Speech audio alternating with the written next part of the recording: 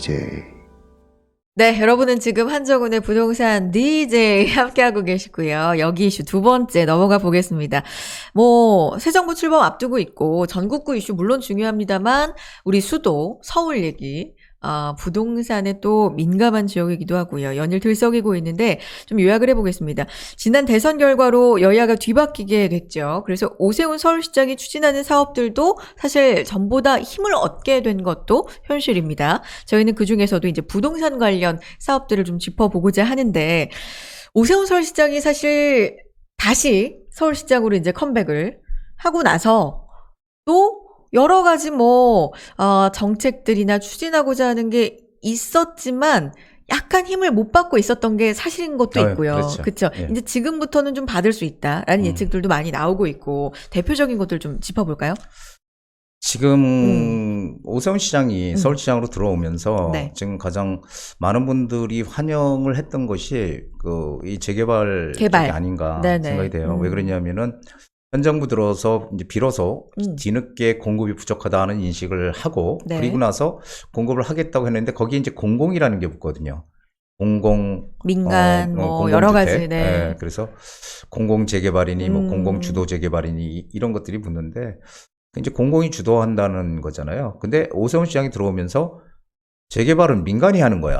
공공이 하는 게 아니야. 그러니까 민간이 하되 서울시에서 빨리 시간을 땡겨서 해주게끔 도와주겠다 이렇게 나왔거든요. 그러니까 환영을 한 거죠. 우리도 그럼 좀 해 이렇게 돼서 그게 이제 신석통합기획이라고 해서 네. 신석통합기획 재개발이라고 해서 지금 그것이 지난 작년에 이제 지정이 됐었죠. 처음으로 1차로 아마 제가 알기엔 102곳인가 지정이 됐어요. 그래서 매년 이제 25개씩 지정을 네네. 하겠다고 하는데 이게 엄청나게 이슈가 됐었어요, 사실. 부동산 시장에서는.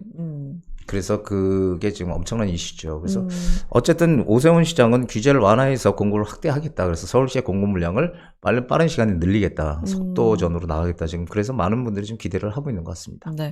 개발 얘기해 주셨는데 이게 개발이 사실 몇 년 전만 해도 제가 관심이 없어서 그랬는지는 모르겠지만 좀 간단했거든요, 비교적. 재개발이다, 재건축이다. 그냥 좀 간단했어요. 근데 몇 년 사이, 특히 작년이 좀 더 그랬던 것 같고요. 이름이 진짜 많아졌어요, 부디. 지금 언급해 주셨던 신속통합기획, 그것도 있고, 모아주택도 있고요. 네. 역세권 개발도 있고요. 아무튼 여러 가지가 있어. 진짜 많아요. 생각나는 것만 해도 지금 몇 개가 되는데 일단 언급해 주신 것부터 좀 보겠습니다. 신속통합기획 이게 빠르게 한다는 거예요? 그렇죠. 빠르게. 그러니까 정부에서 개입을 안 하고 주민들이 하되 뒷받침을 해서 5년 걸렸던 걸 2년으로 땡기겠다. 이런 겁니다. 그리고 그러니까 규제를 철폐해서 빨리빨리 해주게 할 테니까 빨리 해라. 그래서 공급 늘리겠다. 상당히 민간 계획이죠, 이거는. 근데 그게 가능한 부분이에요? 주민들끼리 이렇게 빠르게 우리 추진하자 하면 정말로 될 수 있는 부분입니까? 저도 이번에 작년에 놀랐습니다. 그 잠깐 사이에 동의서를 막 50% 이상씩 막 걷어가지고 왜냐면은 신속통합계획은 30%만 걷으면은 동의서 걷으면은 신청할 수가 있거든요.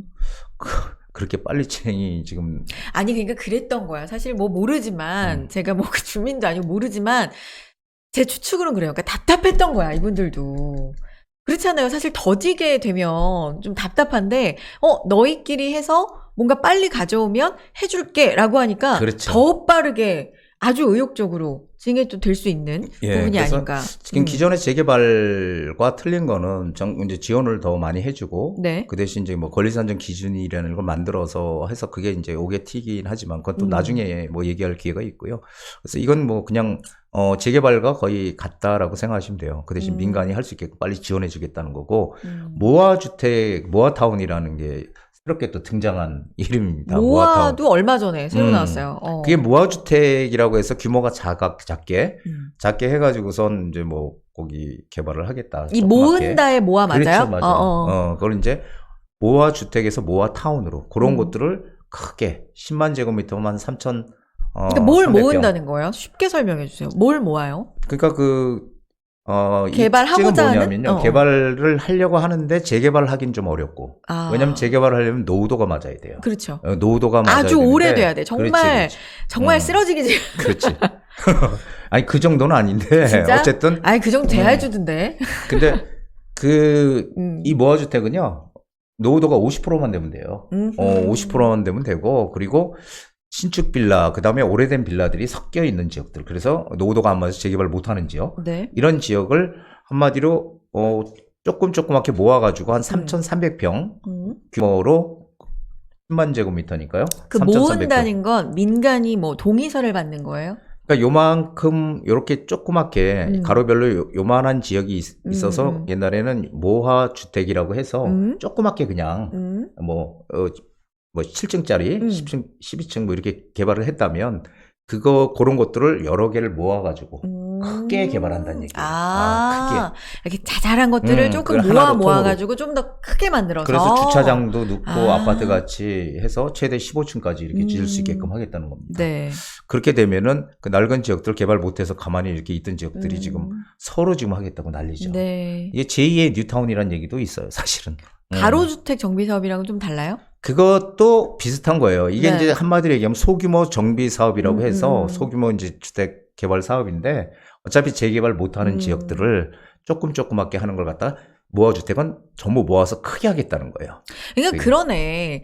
들어보니까 사실 진짜 대대적으로 재개발이 이루어지려면 엄청나게 커야 되고 조건도 좀 까다롭고 이러니까 그거보다는 조금 더 빠르게 할 수 있게. 그렇죠. 그것보다는 소규모로 돼도 빠르게 진행할 수 있게 하자는 게 핵심인 것 같아요. 재개발은 보통 우리가 8년에서 한 10년 보거든요. 나중에 이제 그렇죠. 입주할 때까지. 10년 보죠. 근데 지금 모아주택 얘기는 그런 절차들을 빨리빨리 생략을 해가지고 2년에서 4년이면 뭐 들어올 수 있다고 해요. 반이네. 그러니까 반도 더. 얼마나 좋아. 그러니까. 예, 낡은 동네에서 바꾸니까. 그래서 그런 데들이 지금 상당히 이슈가 되고 있다 이렇게 보여져요.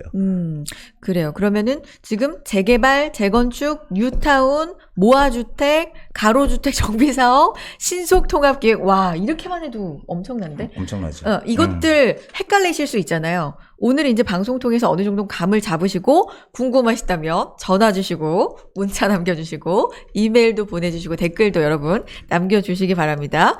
자, 요 얘기 가볼게요.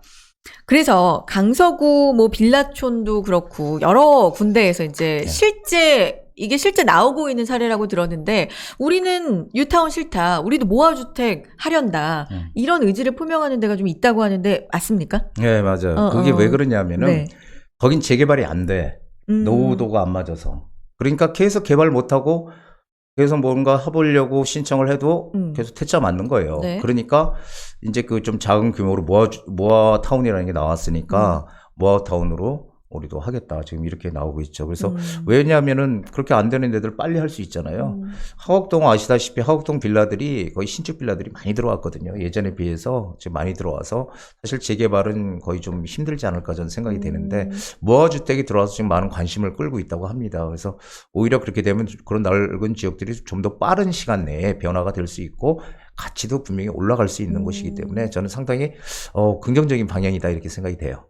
최근 몇 년간 부동산이 이렇게 올랐는데 그거를 볼 수밖에 없었던 이유는 사실 이미 지났다. 선점한 사람들은 너무 좋겠지만 이미 이렇게 올라가고 있는 상황에서 그걸 어디서 잡을지 사실 저를 비롯해서 모르는 분들이 너무 많았었는데 이 말씀해주신 신속통합기획, 모아주택 이런 것들은 잘하면 좀 첫 차 느낌으로 좀 빠른 차 느낌으로 탈 수 있습니까? 그렇죠. 모아주택도 마찬가지고요. 선점? 네. 예, 항상 부동산은 선점이라는 게 중요해요. 아직 선점 기회 있는 거예요? 그럼요. 있습니다. 있고 그런 지역을 정말 남들보다 먼저 가는 거 앞선 마인드, 투자 마인드를 가지고 역발상 마인드를 가지고 움직이셔야지 이익을 낼 수 있는 거지. 남들과 똑같이 가서는 이익 못 낸다. 이거 제가 정말 한 10년 이상을 얘기했던 진짜. 거니까. 예. 10년 동안 얘기했는데 뭐 그걸로 좀 재미를 소위 보신 분들도 계시고 좀 안 믿으셨던 분들도 계시고 근데 어쨌든 몇 년 사이 부동산은 또 이런 상황이 됐고요. 그러면 요 이슈 마무리하면서 끝으로 오세훈표 부동산 사업에서는 이거는 진짜 관심 갖고 봐라 또 후회하지 마시고 이런 부분 사이다 한번 쏴주세요. 오세훈표 부동산 시장이 지금 현재 윤 당선인이 들어와서 아마 힘을 크게 얻을 거예요. 그리고 이 공공 주도의 어떤 재개발이나 이런 것들은 아무래도 점차 좀 뒷전으로 밀릴 가능성이 상당히 크다라고 저는 판단이 됩니다. 그러면 우린 거기에다 신경을 바짝 써야 되고요. 그리고 지금 오늘 모아주택에 대해서 제가 말씀을 드렸는데 네. 이 모아주택에서 우리가 꼭 알아야 될 게 뭐냐면은 주민 동의율이 30% 이상만 되면 신청이 가능해요. 예, 신청이 가능하고 그리고 이 노후도가 50%만 되면은 할 수 있거든요. 그래서 이런 것들은 빨리빨리 지금 뭔가 진행이 될 수 있기 때문에 네. 이런 것을 유의해 봐야 되고요. 그리고 이제 모아주택을 신청을 하면 발표를 하잖아요. 이제 그래서 이제 확정이 되죠. 네. 그럼 그 다음 날 권리 산정 기준일이 정해져요. 아, 그 다음 날. 이게 또 이슈였는데 네, 그 요거 다음 한번 날. 나중에 또 자세히 짚어봐요. 그러면- 권리 산정 기준일. 그러면은 네. 이제 그 권리 산정 그 다음 날 발표하기 전에 착공. 우리 재개발 뭐 빌라 투자할 때 이제 생각하는 게 권리 산정 기준이 가장 문제가 되니까 맞아요. 거기에 착공 기준이 있더라고요. 네, 착공. 네. 땅을 파느냐. 그래서 그것을 좀 유의해 보고 우리가 판단해서 들어가야 된다 이런 생각을 좀 말씀드리고 싶습니다. 일단 요렇게 방향 잡아드렸고 부동산 진짜 파도 우리가 자세히 알아볼 내용들이 있습니다. 지금 말씀해 주신 것 중에서 또 자세하게 알아볼 내용 저희 놓치지 않고 다음 시간에도 준비하도록 하겠습니다. 아, 서울시 소식 뭐 전국구는 또 전국구대로 지역도 중요한 점이 있다면 지역대로 저희가 놓치지 않고 저희가 전해드릴 거고요. 구독, 좋아요, 알람은 저희에게 큰 힘이 됩니다. 자, 그리고 부디님, 네. DJ니까 부동산 전문가에서 이제 DJ와 왔다 갔다 하시는 거예요. 이제 캐릭터가 여러 개가 생긴 거야. 여러분은 지금 이런 톤으로 한번 부탁드려요. 뭘 부탁해요? 요거. 어떤 거요? DJ 톤으로요? 네, DJ 톤으로. 알겠습니다. 여러분은 지금 한정훈의 부동산 DJ와 함께 하고 계십니다.